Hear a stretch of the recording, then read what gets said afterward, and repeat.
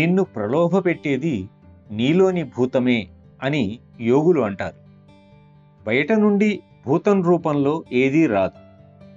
మనల్ని భయపెట్టేవి మనలోని కోరికలు, వాంఛలు, తపనలు, బలహీనతలు ఇవే. దీని గురించి బాబూజీ చక్కగా వివరించారు. 6 ఒకచోట కూర్చున్నారు అనుకోండి. ఎదురుగా ఒక వస్తువు ఉంటే దానికి అందరూ ఒకే విధంగా ఆకర్షితులు కారు. ఒకడు ఆ వస్తువు కావాలనుకుంటాడు, ఇంకొకడు అందులో విశేషం ఏమీ లేదనుకుంటాడు, మరొకడు అది తన వద్ద ఉన్నదేగా అనుకుంటాడు. ఎందుకని?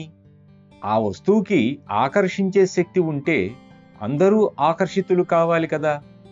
కానీ బాహ్యంగా ఉన్నదానికి స్పందించే గుణం మీలో ఉంటే అప్పుడు మీరు ఆ ప్రలోభానికి ఆకర్షితులవుతారు. ఆ ప్రలోభానికి మూల కారణం మీ లోపల ఉన్నదనే సత్యాన్ని మీరు అంగీకరించరు. మీ ముఖాన్ని వికారంగా చూపించినందుకు అద్దాన్ని నిందిస్తే ప్రయోజనం ఏముంది అని నా గురుదేవులు వివరించారు.